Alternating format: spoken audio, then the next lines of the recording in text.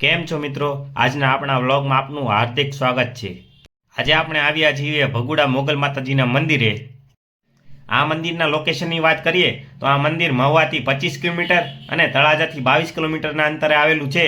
અને જો ભાવનગરની વાત કરીએ તો ભાવનગરથી 70થી 75 કિલોમીટરના અંતરે આ મંદિર આવેલું છે। આ મંદિરની બહાર ખૂબ જ મોટું ગ્રાઉન્ડ છે જ્યાં પાર્કિંગ છે, તો આપણે પાર્કિંગમાં ગાડી પાર્ક કરી દીધી છે। તો ચાલો હવે આપણે મંદિરની અંદર જઈએ। જુઓ મિત્રો, મંદિરની બહાર આવા ઘણા બધા સ્ટોલ છે જ્યાં શ્રીફળથી લઈને પૂજાપાઠની દરેક સામગ્રી અહીં તમને મળી રહેશે। અહીંયા રોજ હજારોની સંખ્યામાં શ્રદ્ધાળુઓ દર્શન કરવા આવે છે અને ઘણા લોકો તો ચાલીને પણ દર્શન કરવા આવે છે। તો એ લોકો પણ અહીંયા શાંતિથી ઝાડવાના છાયા નીચે આરામ કરી શકે છે। મંદિરના દ્વાર ઉપર મોટા અક્ષરે લખેલું છે ભગુડા ગામ એ જ મોગલ ધામ। અહીં બાજુમાં જ તે મોટા અક્ષરે માં લખ્યું છે જ્યાં બધા ઊભા રહીને ફોટો પડાવતા હોય। જો તમે પણ આ જગ્યાએ ફોટો પડાવ્યો હોય તો કોમેન્ટ બોક્સમાં જરૂર જણાવજો।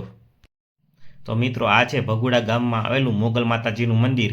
આ મંદિરે તમે દર્શન કરવા આવશો એટલે મંદિરની અંદર તમને દેવીય શક્તિનું અનુભૂતિ જરૂર થશે। અહીં ખૂબ જ મોટું પટાંગણ છે। અહીં રોજ હજારોની સંખ્યામાં શ્રદ્ધાળુઓ દર્શન કરવા આવે છે। અને જો મંગળવારનો દિવસ મોગલ માતાજીનો ખાસ દિવસ માનવામાં આવે છે એટલે મંગળવારના દિવસે અહીં ખૂબ જ ભીડ હોય છે અને ખૂબ જ મોટી સંખ્યામાં ભાવિક ભક્તો અહીં દર્શન કરવા આવે છે। તો મિત્રો, અમે પણ અહીં મોગલ માતાજીના મંદિરે દર્શન કર્યા અને મંદિરની બાજુમાં એક હોલ છે જ્યાં ચાની પ્રસાદી કન્ટિન્યુ ચાલુ હોય છે, તો અમે પણ ચાની પ્રસાદીનો લાવો લીધો। અહીંયા મંદિરની બાજુમાં ખૂબ જ મોટી ભોજનશાળા આવેલી છે। આ ભોજનશાળા રોજ ચાલુ હોય છે એટલે દર્શન કરાવેલા આવેલા ભક્તોને અહીં રોજ પ્રસાદીનો લાભ મળે છે। અહીં મંદિરના પટાંગણમાં તમને ખોડિયાર માતાજી અને મોગલ માતાજીની ખૂબ જ મોટી પ્રતિમાના દર્શન પણ થશે। કહેવામાં આવે છે કે મોગલ માતાજી એમના દરેક ભક્તોની દરેક મનોકામનાઓ પૂર્ણ કરે છે।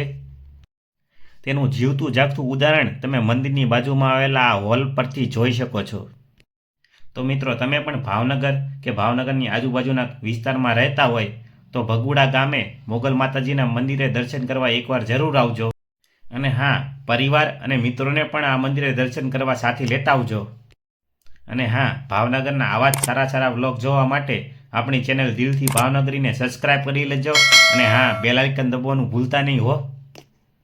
અને વિડીયો સારો લાગે તો એક લાઇક પણ આપી દેજો।